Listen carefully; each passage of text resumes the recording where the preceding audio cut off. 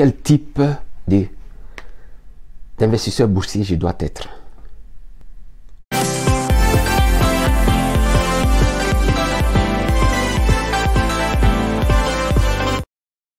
Bonjour à tous, mon nom est Coach Eti. Et donc c'est la suite de la série logique sur investir en bourse. Donc dans la section playlist bourse, nous continuons. Après avoir passé la phase d'euphorie, je me rends compte que la bourse m'intéresse véritablement et que j'ai décidé de faire de ça mon activité.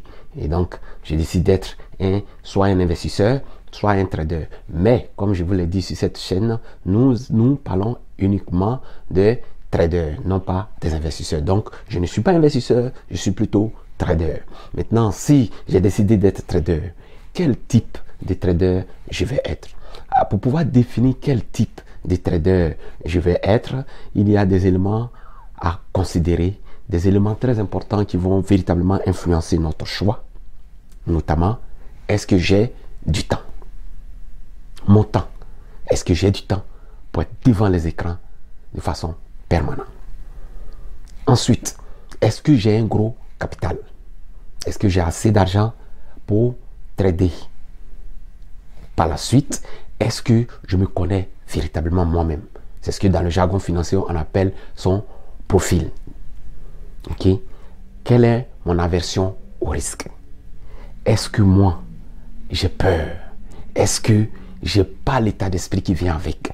Est-ce que je suis très frileux? Est-ce que je suis la personne qui panique vite?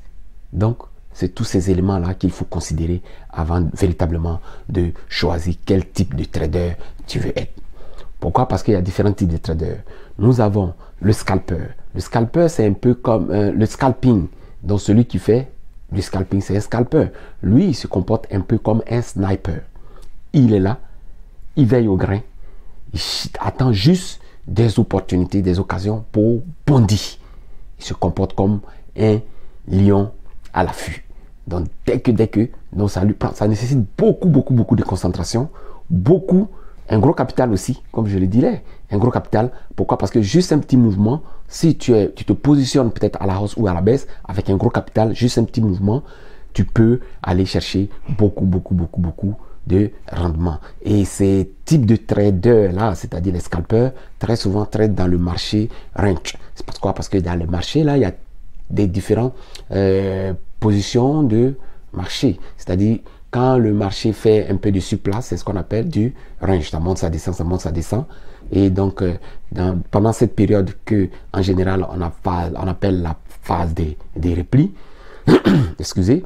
Donc, quand tu es scalper, c'est dans ces zones-là que très souvent, tu mets ton focus, tu traites dans des durées de temps très limites. Ensuite, vient le day trading, l'autre type de trader qui est le day trader. Le day trader, comme le mot le dit en anglais, day, en une journée. Donc, à l'ouverture, tu ouvres tes positions, à la fin, tu les fermes. Ok, donc est-ce que j'ai le temps pour suivre mes positions ou bien est-ce que je mets des alertes dans toute la journée, je laisse faire? C'est beaucoup de questionnements. Ensuite, le dernier type de trader, c'est le swing trader. Lui, il peut rentrer en position, il ouvre des positions qu'il peut laisser sur peut-être 1, 2, 3 jours, voire une semaine. Donc, je récapitule pour dire, dépendamment de ta disponibilité, du temps que tu as, dépendamment de ton aversion au risque. Est-ce que tu as un état d'esprit fort? Dépendamment de ton profil. Est-ce que toi, tu vises le court, le moyen terme? Dépendamment du montant de ton capital, tu peux choisir quel type de trader tu veux être. Est-ce que je dois être un scalper? Est-ce que je dois être un day trader? Est-ce que je dois être un swing trader? Donc voici les 3 types de traders que tu peux décider d'être, dépendamment de qui tu es véritablement. Merci de vous abonner, de partager, de poster des commentaires. Merci. Ce fut moi, Coach Eti, votre coach en succès financier pour les particuliers et pour les entreprises. Merci.